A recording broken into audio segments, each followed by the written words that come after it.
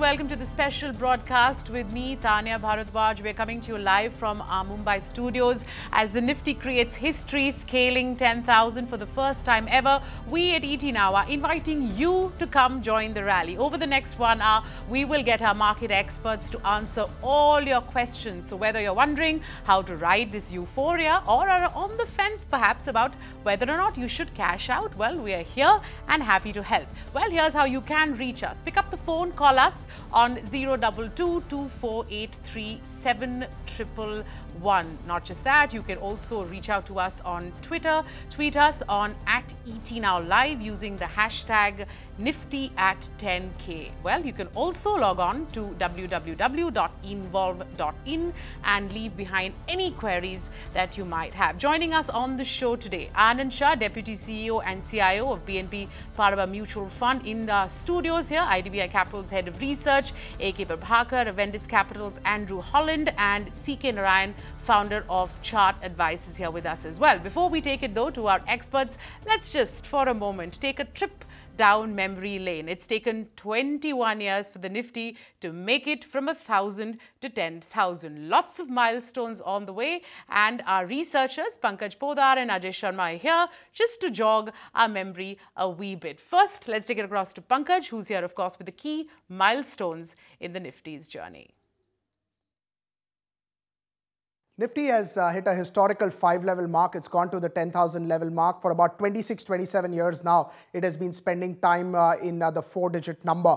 And here you can see a graph where the history we've plotted right from 1,000, which was back in 1994. Then it went to the 5,000 level mark, and then close to about 7,000, 9,000, and now finally in July 2017, you have seen the 10,000 mark as well. So that's the Nifty journey for you, starting from 1994 to about 2017. If you look at the returns, so close to about 10 years, or in the last 10 years, it's given returns of about 120-odd%. But it's not been just a 120% return. So you've seen some sort of volatility in the last 5 years. Majority of these returns have come where you've seen 89% sort of levels, and then in the last 2 years, which have been good years for the market, you've seen some decent returns coming in, which has helped the markets to go, of course, up to about 10,000 odd levels. It's not been an easy journey, also convincing people to try and participate in the market. So back in 2000, you have the data of the cash market. Mind you, this is only the cash market. We've not included the derivative markets. It was about 8,000-9,000. And then you can see these blocks, how they have built. Close to about 31,000 is the number that you've seen since about 2017. So that's the daily number that we've actually seen in the market these days. So markets have grown not only in terms of levels but also in terms of participation. The way people were looking at market, the way people were looking at equity markets has all essentially changed. All right, Pankaj, thanks so much for that. Ajay, let's talk about then the top Nifty performers, the heroes, as it were, of this bull run. Well, that's correct. The 10,000 mark was hit today. If one were to take a throwback and take a look at the stocks which were responsible in the last 1,000-point journey of the Nifty to 10,000 from the 9,000 mark, very interesting names have come up. Some of them have not moved for years at a go. Reliance Industries, for one. That is one of the big stocks which have moved almost 80%. Weight-wise, it is the biggest stock now among the top 3. And the one which have, really moved up fast, this is the biggest one. That has been big responsible. Another stock from the same industry is another refining stock, IOC, almost doubled between 9,000 and the 10,000 journey. And that has also been one of the big stars. Maruti, very good sales numbers for months now, and the market share increase which they've been managing to do. It's become a FII darling, and that's what has also contributed in a major fashion. Among the private sector financiers, 2 banks stand out, almost 80 to 100% gains, Yes Bank and IndusInd Bank. One is a pure thoroughbred corporate bank. The other one is, again a corporate bank with some retail as well as the commercial vehicle financing flavor to it. IndusInd Bank has also contributed in a major fashion. The only media stock or a stock of that large size from the media sector is Zee Entertainment, 60% higher. Also interesting, just to take a reference on the stocks which have eroded market cap very sharply. Tech Mahindra, Sun Pharma, Lupin, Coal India. Pharma stocks clearly have fallen off the favor, did not participate. Some of the IT stocks as well, and Tata Motors, DVR also lost a lot of value in this journey, while others were gaining between the 9,000 and the 10,000 journey of the Nifty. All right, Ajay and Pankaj, both of you, thank you so much for that. So that in some sense really sets the ball rolling for our special broadcast. Remember, we've been saying over the next 1 hour, we are here at ET Now to answer any stock-related, market-related queries or questions that you might have. Let's listen first to what our experts are saying as far as the journey to 10,000 is concerned. And I will start with Anand Shah of BNP Paribas. Anand, good evening. Thanks for taking time out for us. 10,000 finally taken out. Of course, the magical minutes lasted for just 3 short ones. But what's your sense? Is it going to get tougher, the trek from here? No, frankly, 10,000 is just a number, and there is definitely we will scale it higher for whenever, because at the end of the day, the index is a reflection of a GDP, and if the GDP continues to grow, at some point of time the Nifty number will also cross 10,000. So I am not too perturbed of whether we will be able to cross 10,000 or no. Market is not going to be significantly cheaper or expensive at 10,100 versus 9,900. So to me, frankly, the important aspect of the markets as I see today is significant changes that have already happened over the last 3.5 years. Macro stability, significant improvement there on current account deficit, on fiscal deficit, on inflation, interest rates. I think we have a lot of good news. What's lacking is obviously micro numbers, which is the earnings growth rate, and that's where to me personally, even this quarter will be a sort of a soft quarter. But as we move into the second half of this financial year, I think even that worry, that aspect of the market which is missing, which is earnings growth on a broad spectrum, on a broad company basis, that will also come through. So I think that's something which is missing. Otherwise, all the ingredients are there for markets to continue to do well from a medium to long term perspective. Dr. Narayan, let me ask you, 10,000 is just a number, says Anand, but I'm sure it's more than a number, at least for you folks who track the technical aspects of the market. What are the charts telling you? Is it going to be a cruise past this, momentous historic high, or, are we looking at hurdles ahead?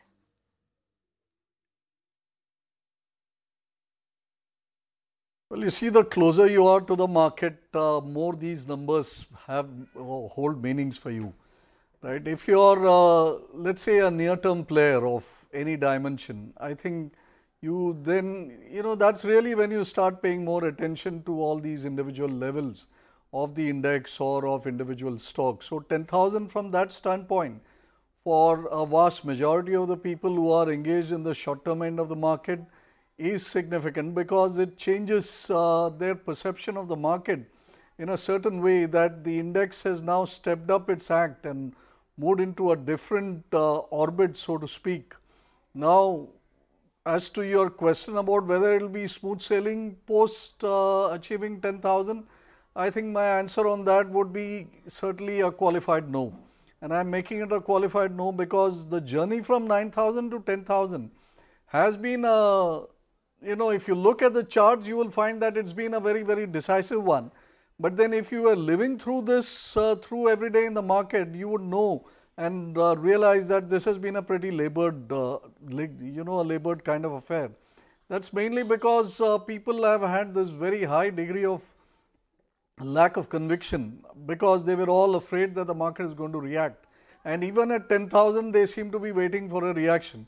So if you were to, recall one line by Samuelson, where he said, people keep, we are successful in actually calling five reactions of the last one reaction.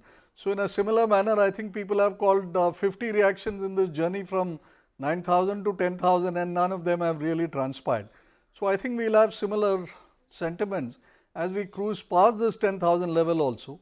The only difference that can crop in is if Q1 results were to, allay the fears of people and say that, okay, earnings are also catching up. That is when the fears about a reaction will start to abate. and post that we may have a smoother sailing of the market. And that's why we here at ET Now are here to break through all that clutter and make it easier for you to navigate this market. Let's get started then. Our first caller is from Nasik. Manoj joins in on the phone line. Hi Manoj, what's your query? Ma'am, I am holding 5,000 shares of IB Ventures. Okay. Hello? Yes, go on. Yes, ma'am. Madam, I am holding 5,000 shares of IB Venture, bought at the rate of 182. Right, great. So you want to know whether you should hang on or is it a good time to sell, right? Yeah. Okay. Prabhakar, let me ask you this. IB Ventures, a group of, India Bulls, which is actually, as Ajay was saying, one of the heroes of this rally. And just IB Ventures alone is also up almost something like, 8 times in the last 1 year. The temptation to book profits, one can understand. What should Manoj do? See, we don't track IB Ventures. No, it will be better off to be in India Bulls Housing, which came with a fantastic result. And now see, earnings also should support there in India Bulls Housing. I think earnings is supportive. I think you can be better off by switching over from India Bulls Venture to India Bulls Housing. That is the call we have. Okay. CK, let me ask you that. 5,000 shares of IB Ventures at 182. Prabhakar says here you're better off investing in India Bulls instead. But the fact is that India Bulls has also run up quite a bit. So if one were to follow that advice, would it be prudent to buy at these levels? Well, I think when you're buying into a stock like IB Ventures versus India Bull Housing, even though both may be from the same umbrella, I think the pedigree of the share varies a great deal. And they would certainly be at this juncture, if you were to look to buy one of the two, then the vote would certainly have to go to India Bull Housing, because it's in a more, it's more well tracked, it's in a more visible area. IB Ventures is more of a small cap, mid cap area stock where the stories are the ones which really drive the momentum. And I'm sure this large purchase he has made of IB Ventures, and that too pretty late in the cycle. It's not as though he has bought IB Ventures at a very favorable rate, right? He has bought it at about 182, which doesn't really lend him that margin of safety if there were to be a reaction in the market or a pullback in that particular stock. And the problem with stocks like IB Ventures is that when, the trouble hits, there aren't really much of a cushion by way of larger holders who come in to buy at lower levels. So from that standpoint, shifting from IB Ventures to IB Housing makes a lot more sense. So Manoj, there you go. You've bought it at 182. It's at 189. So as CK says, and Prabhakar sort of seconds that you're better off looking at India Bulls Housing instead. Hope that answers your query. Let's take our next question then. Aditya Sen is on the phone line. Aditya, go ahead. Yeah, my question is, I bought close to 1,500 shares of IDFC Bank at 65 rupees per share. Okay. And I am planning to buy more shares of IDFC Bank. And my investment horizon is 3 to 5 years. Okay. You said 1,500 shares, right? Yeah, I have 1,500 shares at 65 rupees per share. Okay. All right. And my investment horizon is 3 to 5 years, and I'm planning to buy more shares of IDFC Bank. Okay. Prabhakar, let me ask you this. The thing with IDFC is that everyone wants to see how that mega sort of complicated merger with the Shriram Group is going to turn out. So what is it that, shareholders of IDFC Bank do? Should they hang on, or, is there another strategy at work here? See, normally it is a new bank. Any new bank will take 3 to 5 years to stabilize. Because when you open a branch, to break even, it takes minimum 3 years. So it is a new bank and there is a merger in the process. So, and the investors having 3 to 5 years.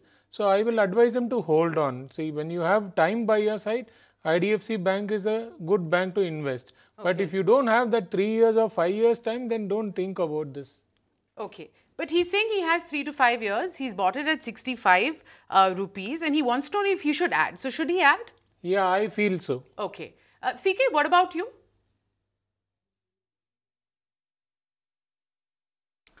Well, I think I would share that particular opinion that he should add at the current level also, because IDFC Bank had seen some flurry of activity some time ago, much before all this merger talks with the Shriram Group came up.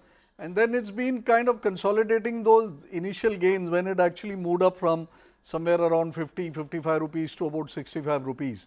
And been in that range for quite some time. I think as soon as this Shriram thing plays out a little and there is a greater clarity, my expectation is that IDFC Bank is going to be a big winner out of this whole merger proposition, and I would definitely be therefore recommending a buy in IDFC Bank and exhort him to add some more at this level also.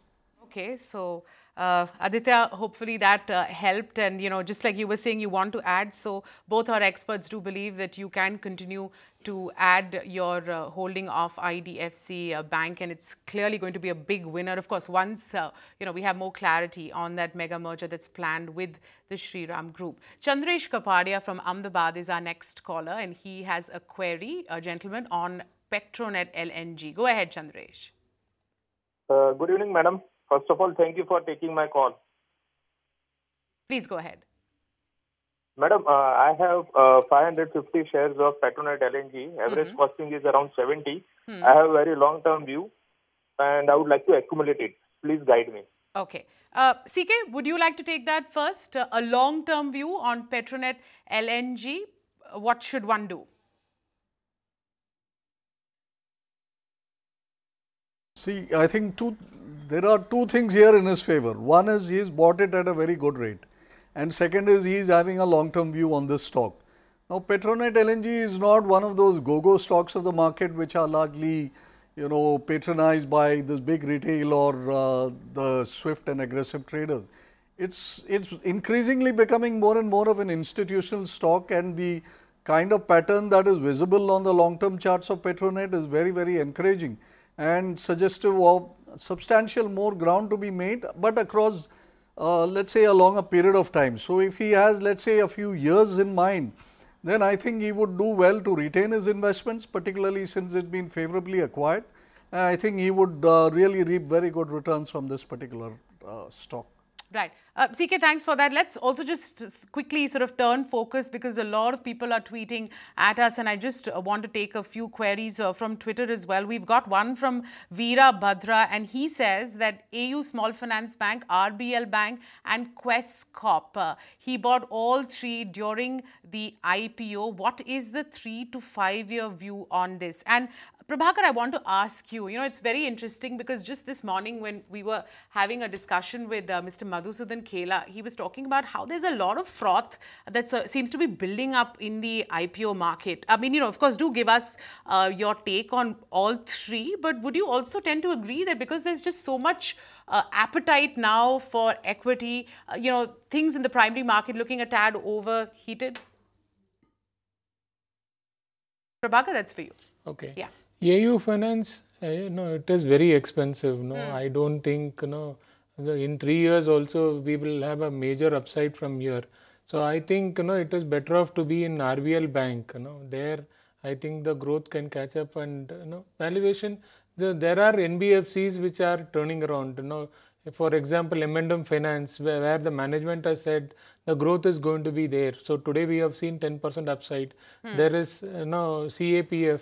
Which is one more. Chola Finance is there, which is very attractive at these levels also, where if the rural distress is going to turn around, these are stocks which will outperform. AU Finance, already it is too expensive. I think there is some froth in the IPO recent listing. So it is better to be avoided, and there are more value in other pockets.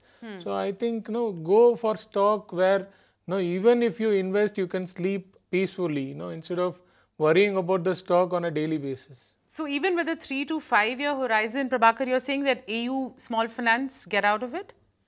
See, there will be a time where you will get this stock at an attractive price. Wait for it. Okay. So no hurry at this point of time. What about RBL Bank and Quess Corp? RBL, I think at these levels, okay, you can buy it because growth stocks are becoming expensive. So you have to be in a stock where growth is there. RBL, you can be invested. Quess Corp, instead of this, I will buy Thomas Cook, which is the parent company. Okay. CK, what about you? RBL up 135% since listing. AU Small up almost 70%. Questcorp 87%. Maybe it's time to, take some money off the table or completely exit. He has, of course, a 3 to 4 year long-term view.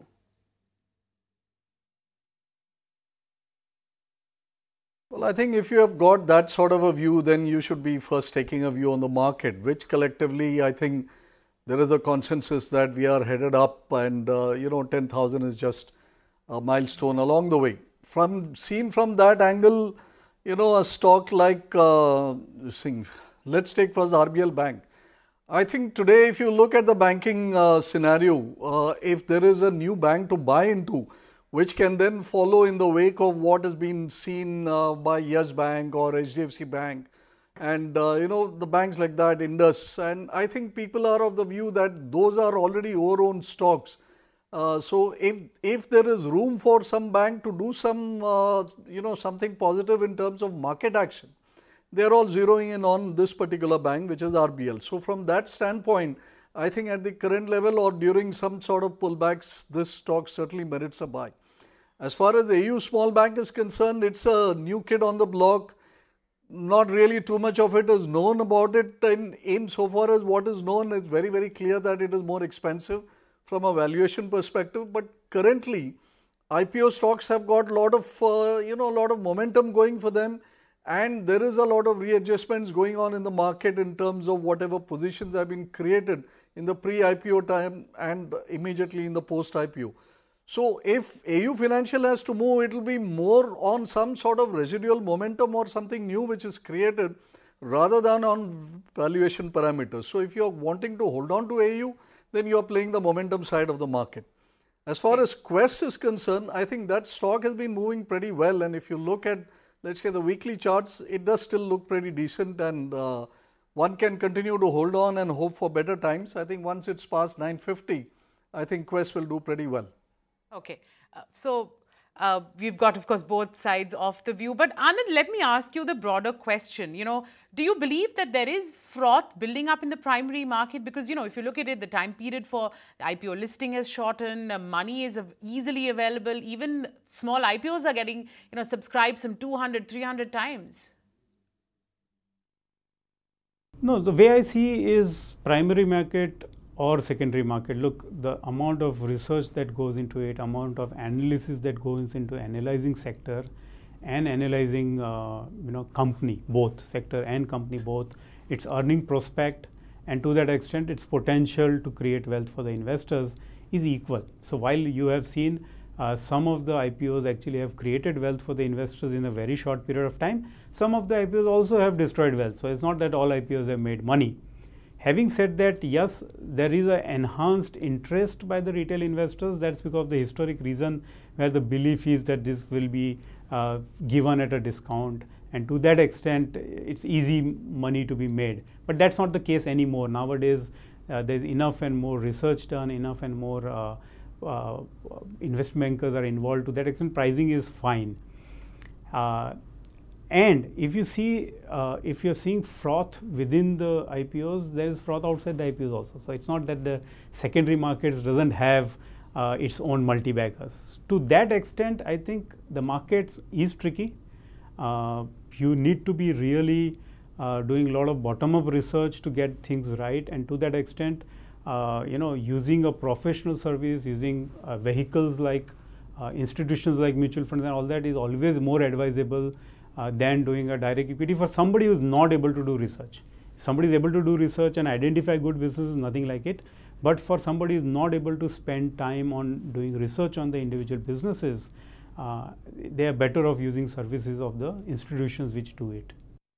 Okay, fair point, Anand. Let's welcome then our next caller, Shirish Bobkar from Sholapur is on the phone line. Shirish, good evening. Go on. What's your query? Good evening, madam. Good evening to everybody.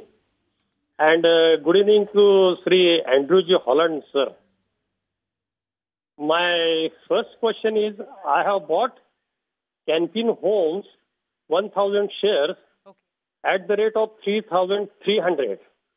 I am a long-term holder. Okay. And and I want its future. And again, I want some 5 more shares to buy, like Balaji Tele, Navin Fluorine, TCI Express, Future Retail, and Avenue Supermarts. Right. So I request whether out of these any stocks, are there any multi-baggers? So I kindly request Sri Andrew J. Holland. I will be very happy if he answers my question. Thank you very much. Well, Mr. Bobka, can I just ask you that why have you picked these specific stocks? You said Future Retail, Balaji Tele, Avenue Supermarket. Any reason why, you want to only invest in these? Avenue Supermarket, Future Retail, TCI Express, Navin Fluorine, and Balaji Tele. I think most of the times when I heard that they are telling that these are the multi-bagger ideas. Okay. So I expect out of these, which stock I want to buy among these 5 stocks. And I have already bought Canfin Homes 1,000 shares at the rate, which is very costly actually. What I bought, it is at the rate of 3,300. Okay. So I will like its future. Okay, sure. We'll get that for you. Thanks so much for your query. Prabhakar, you go first, and let's just pick on the top of my mind. That's Future Retail, Balaji Tele, and Avenue Supermarket. I mean, you can't really sort of compare all of them, but let's take Balaji, for example, in the news after, the 25% stake that RIL has bought for a little over 400 crore rupees. Does that make for a compelling buy? Avenue Supermarket, interestingly, we were just talking about, froth and how ever since their IPO, stocks have really shot up. Avenue Supermarket clearly, sort of topping that list. Then there's also Future Retail, which has also, had a stellar run in just this year alone. What would you say for all 3? See, we are in a start of a bull market. So, nothing is very expensive if you are looking at a very long term. We have a target of 12,000 by end of this financial year. And our target for 2021 is almost 22,000 in Nifty terms. So, we are very bullish on the market. But, getting a multi-bagger is something which is very difficult. We have been in market. I have been almost 26 years in market. Now, after it is given the returns, we will know it is a multi-bagger. But knowing in advance is very difficult. So, I don't know which one will become a multi-bagger in the list he is giving. But Future Retail is one stock. See, retail as a space is likely to benefit post GST. So, I think Future Retail and DMart, these are stocks which can do very well. But at this point of time, DMart is slightly expensive, but it is a quality stock. So, you want quality, and if you are ready for 5 to 10 years as an investment, DMart fits into that bill. And any correction also you have to buy. That is the most important thing. See, I have been waiting for correction in DMart. It has not happened. No, it has been just moving up. So, if you want quality stock, and everybody knows that the big bull run is there. So, that is a problem. There is not even a small correction even after a bad result. So, if you want to get into quality stock, get in right away and have some money. If there is a dip due to some geopolitical reason, then you can get that dip. No, but if you want stock from my thing, I think Power Grid, BEL, Arvind, Century Ply, these are few stocks which I think has a potential to do very good in the next 3 to 5 years. Okay. Well, Shirish, so of course, we've given you some more multi-bagger ideas, but CK, I think everyone in the market who's sort of eager to make money is looking for multi-baggers. Would you think that any of these, whether it's Future Retail, Balaji, Avenue Supermarket, could have that potential, or do you, maybe want to recommend something else to Shirish?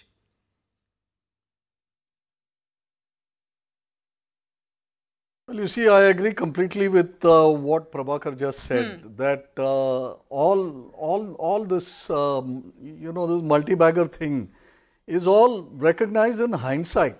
You don't start tomorrow saying that I am buying stock X and this is going to go up 10 times and therefore it's going to be a multi-bagger. It just doesn't happen that way. Now, this gentleman has bought Canfin Homes at a recent high of 3,300. Now, for it to become a multi-bagger, he has to really wait for very, very long time. He's not really mentioned how long he's ready to wait. Now, if he's talking about DMart becoming a kind of multi-bagger, then you're talking about a stock which is trading at what, 50, 60 times. And if you expect that to become a multi-bagger, then you better have quite some years as your plan of action. Now, Balaji Telefilm, which is another thing that he mentioned, now it really has not shown any signs of becoming any kind of multi-bagger. It's been actually quite a dog for quite some years, and then suddenly if you expect that it'll get up and start running around, all that will be known across the next 3 to 5 years whether it's going to become a multi-bagger. So multi-baggers take quite some time, and I think if he's willing to put in that kind of time in the market, then there are many stocks that he can look at, certainly not these highly priced ones. I think multi-baggers are, they come into your stable if you buy them at the right price.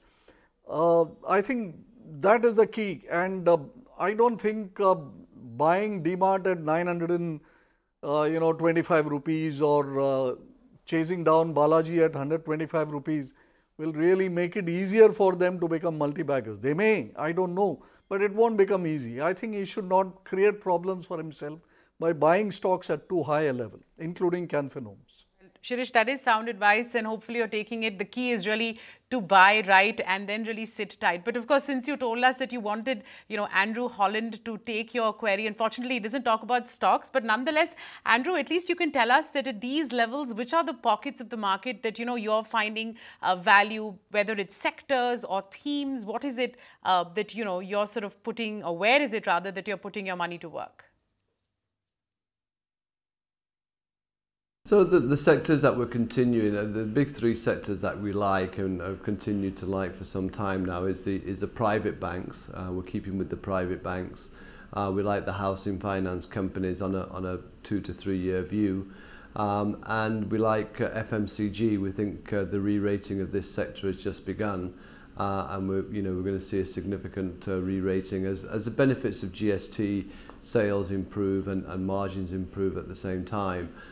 This quarter might be a little bit tricky for them, but otherwise I still think that this is the one sector which we will continue to be riding for some time because, as I said, the re-rating's just started. So those are the three big sectors we like. Right, Andrew, thank you so much for that. With that, we'll head into a short break, but don't go anywhere. Continue to leave us questions on Involve. We will get to all those queries right after this short break.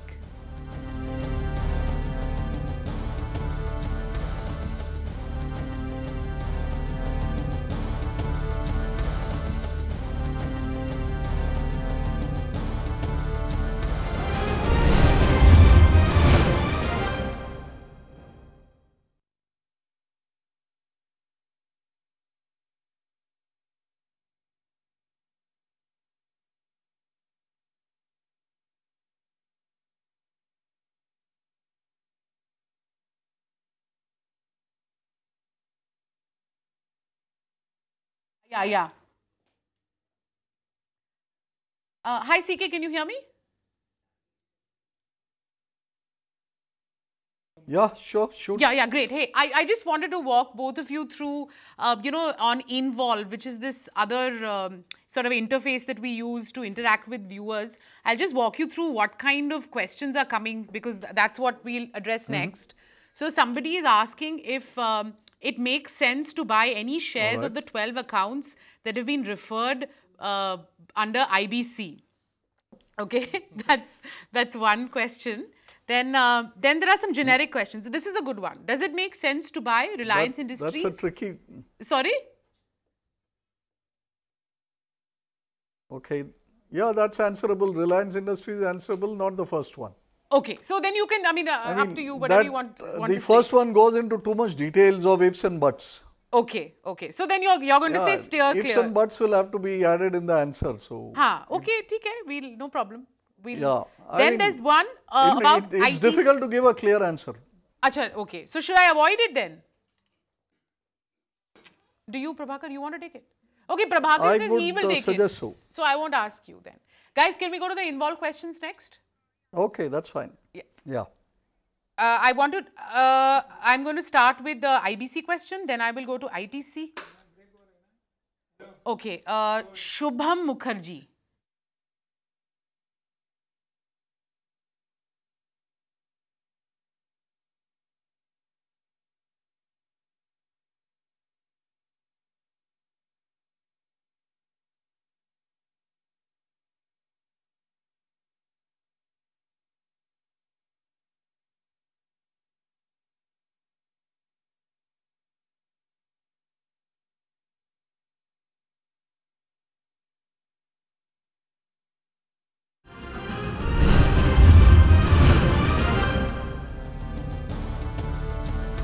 Hi there, back on this special broadcast that we're saying and calling Nifty at 10K. Come join the rally. On the show today, answering all your questions, Anand Shah of BNP Paribas Mutual Fund, IDBI Capital's Head of Research, AK Prabhakar is here with me. We've got CK Narayan, founder of Chart Advice, and Andrew Hollander-Vendis is here as well. Gentlemen, thank you so much for staying on with us. And now we're going to turn to Involve and get some of those queries answered. Let's take a look at what's coming in.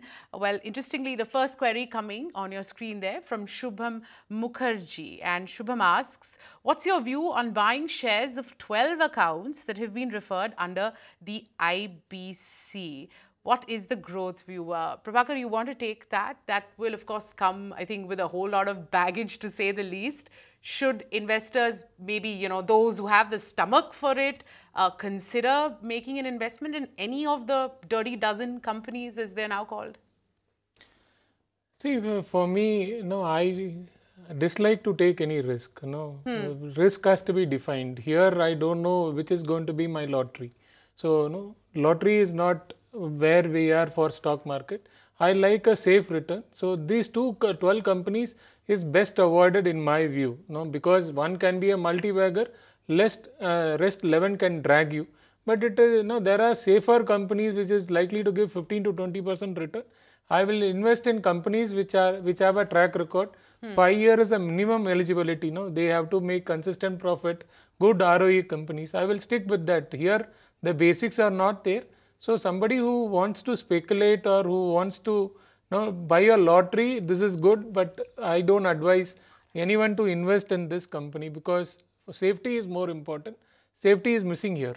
Okay, so steer clear of the dirty dozen, says Prabhakar. CK, next question coming up on Reliance Industries, and Sandeep Chatterjee is asking us on Involve, does it make sense to buy Reliance Industries at 1600 levels? Well, the fact is that you could say that one of the reasons why we've seen that journey from 9,000 to 10,000 is because of RIL finally doing a good part of the heavy lifting after 9 years of underperformance.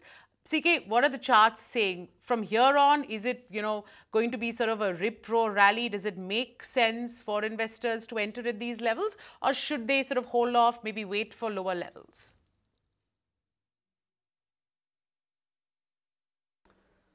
Well, waiting for lower levels is always something of a prudent strategy because you then are able to buy stocks cheaper and at a more, more well-defined risk area. But that doesn't, automatically mean that lower levels will come. Now, the thing with Reliance is that it's for the first time that it has actually staged a breakout past the high it had made. It's one of the few stocks in the, in the Nifty or perhaps it is the only stock in the Nifty which has waited for, about 9 long years to actually stage a new high. 2008 is when we last saw the high in Reliance, and one has to wait all the way till 2017 for a new high to be recorded. Now, this new high being recorded actually releases the stock into new orbits, and I think once the stock gets into new orbits, the path of progress is greatly eased. And with the way the news flow is and with things happening on the geo front and the kind of disruptions that they are creating with the announcement of the bonus, with the fact that it's been largely an under-owned stock and now there is a scramble towards ownership, all these can act very, very positively to send Reliance much higher. My belief is that, recently you had an upgrade from a lot of brokerage houses and most of the consensus upgrade targets were closer to 2,000 rupees. I think it would be very easy for Reliance to reach 2,000 in a short space of time. By short, I don't mean days and weeks, I mean months and maybe let's say across a year, 6 months to 12 months. I think 2,000 rupees should be easy to achieve, and that would be a decent 25% return even if you were to buy at 1,600 rupees. So I wholeheartedly recommend a buy in Reliance. Okay, wholehearted recommend from CK on Reliance, currently at, of course, 1,602 rupees. Prabhakar, would you also sort of echo, the same sentiment that finally, now that we are seeing a, breakout, go ahead, buy IRIL? Yeah, I agree with Mr. Narayanan. Now, after 9 years of wait, the stock has given a breakout. They have been in an investment phase.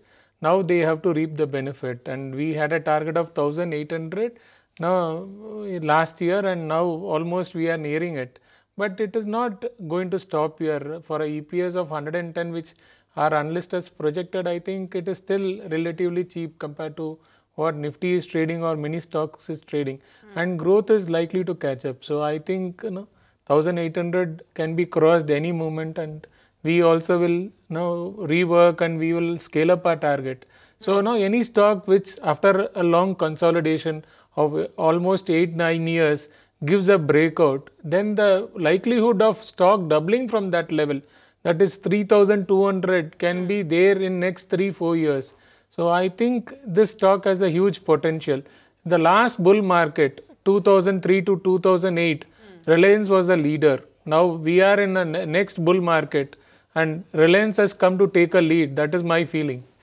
Okay, so resounding buy from both our experts on RIL even at these current levels. The next question is on ITC, and again this is a query we've gotten on Involve. It's by Shilpa Pathak. She says, I have 40 shares of ITC which I bought at roughly 223 rupees. Should I hold on or sell? Because the volatility in the stock is very worrisome, and that's for sure CK, because last week the stock sort of swooned some 14-15% because of almost the U-turn that you saw from the government. And on the policy front, there are just so many ifs and buts for ITC. And, we keep getting a lot of queries from investors who are very worried, because there's no visibility on the policy front. So 40 shares at 223, should one book profits or stay on? CK?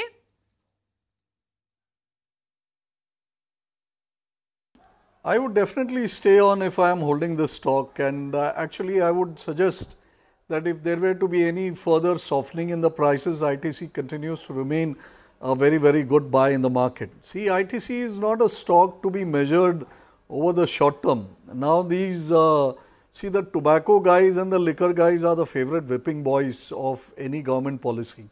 But then the fact of the matter is that tobacco shares have flourished no matter what has been the policy.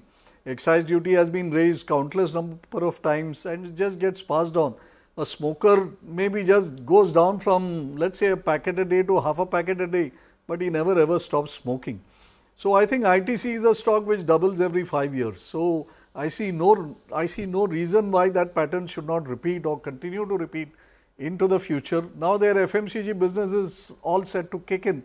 I think that will be a huge upside for ITC as and when it does that. So I would say that hold on to your ITC, add to it whenever you get a chance.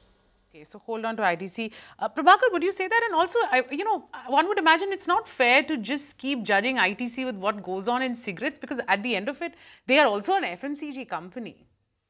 Yeah, but no, the major part of the profitability comes from tobacco. But I think these things will change in the next 3-5 years. And the stock has corrected from 367. So at this price, you are getting an entry. Someone who has missed the stock in the last 3 months, you are getting an entry due to government flip-flop. But that is a good entry point. You are getting at 290, 280. Maybe in next few days, if there is a 10 rupee correction, then you get a better entry. So always ITC should be there in your portfolio. So I think it is a good buy. And how, so Prabhakar, let me ask you then, okay, you're getting an entry now, but how do you know when you should sort of cash out? Because last week's volatility, I'm sure, had a lot of investors worried that, hey, maybe it's time to just sell if I'm still sort of making some profit, because, that was almost like a historical low. So, when do you know that, okay, you should now leave? That is the most difficult. When to book out in ITC is most difficult. But this stock always gives you 10-15% return. See, today, your bank interest rates are 6 to 7%. So, this stock, safely gives you 10 to 15% return in every year. So, the safety, if you are looking at safety, this stock doesn't correct majorly. In 2009 to 2013, a stock which has given the best return is ITC. So now in worst period of market also it has given the best return. So now the returns are not going to be so high, but a safe return is always there in ITC and they are growing at a stable space. So at 280, 270 it is very attractive buy for me. Okay, Prabhakar, thanks for that. Shilpa, hopefully that answers your query. In fact, both our experts believe that if you do get the opportunity, you want to add to your ITC position. Let's again slip into a short break, but remember, our phone lines are open. So do pick up the phone, call us if you have any query, thoughts or ideas. Well, 10,000 on the Nifty. Come join the rally. That's what we're calling the show here. We'll be back with a quick break.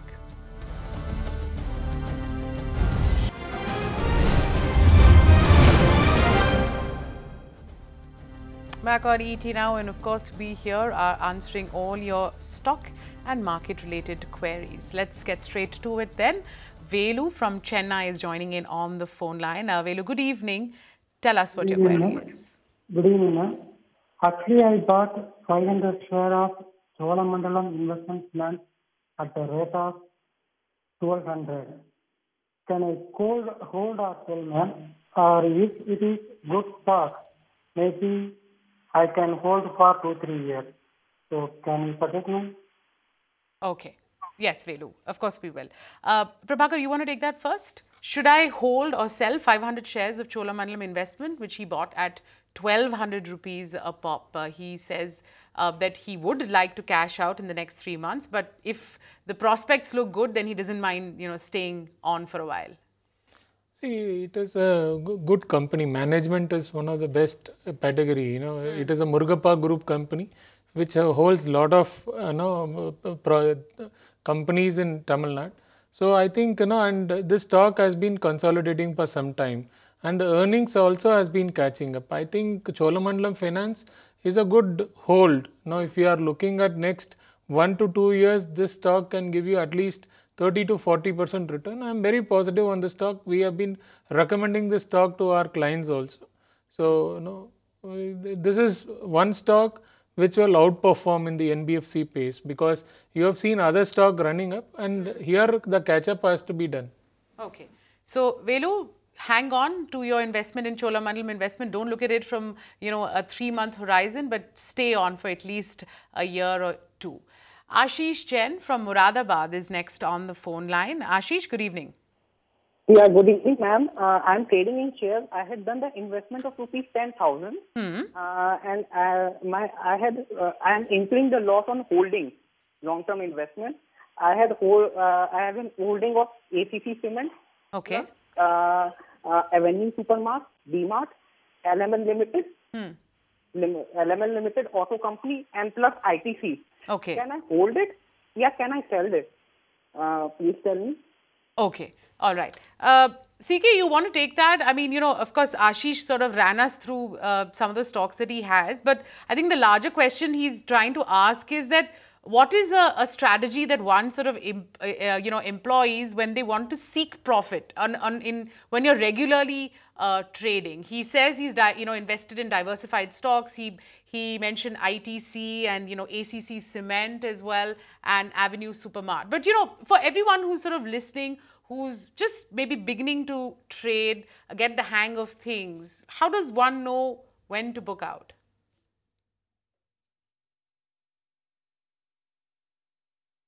See, trading is a tricky game, right? And trading requires some special skills. It is also not a pastime, and it's most certainly not a hobby. So if he is planning to trade the markets, then he should be quite serious about it, and then devise a total plan. And that plan will include buying stocks at the right time, having some decent plan of how he will control the risk, and also having an exit strategy. Now, all these have to be planned, for which he needs to seek and acquire some knowledge. Now, you just cannot trade the market from the seat of the pants variety. That's a surefire way to disaster. Now, you will get all sorts of tips around the marketplace, but then that is the way to the cleaners, and very soon you will be cleaned out of whatever savings you have got.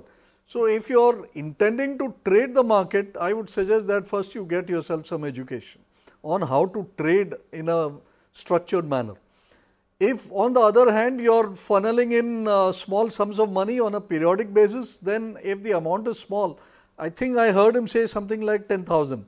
Now, if that is correct, if what I heard is correct, then he is better off doing things on a SIP basis.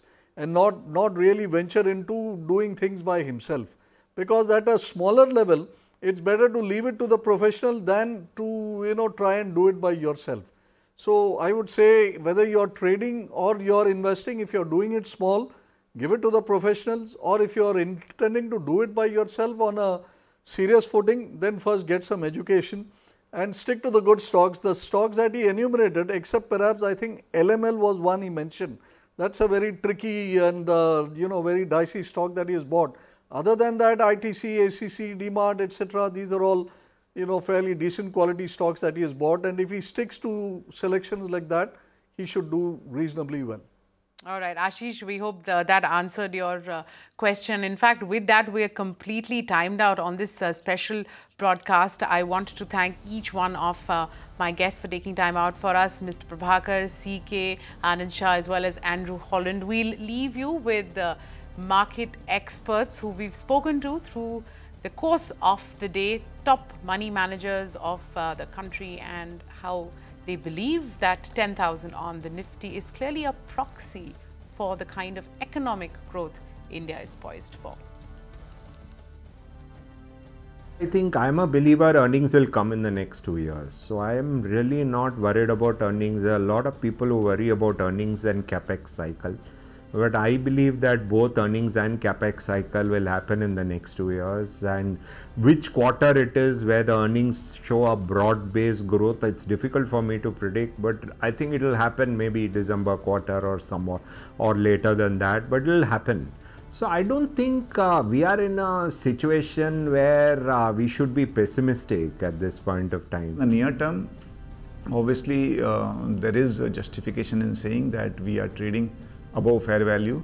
However, we believe that markets will always be either trading above fair value or trading below fair value. They never trade at fair value.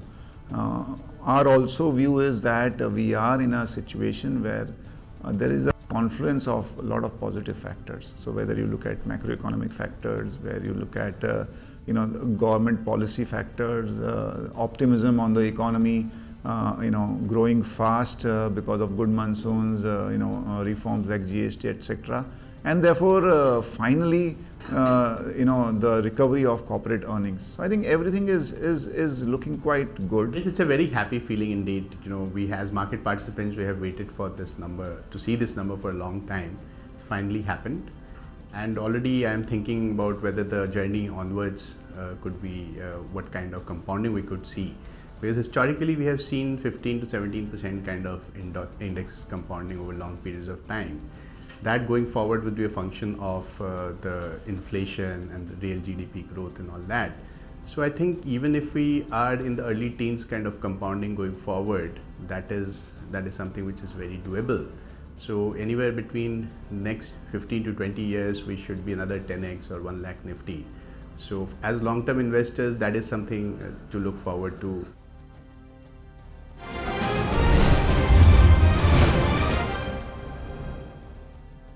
Find us on Facebook at facebook.com/etnow, and don't forget to click the like button. You can also follow us on Twitter at etnowlive. To stay updated with all our programming, hit the subscribe button on our YouTube channel by logging on to youtube.com/etnow.